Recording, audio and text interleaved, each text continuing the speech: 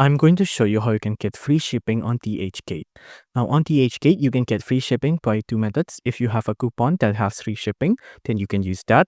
If you don't have coupons, since they are pretty far and few in betweens, you can go to the DHgate website here and you can go ahead and go find products with these labels under it.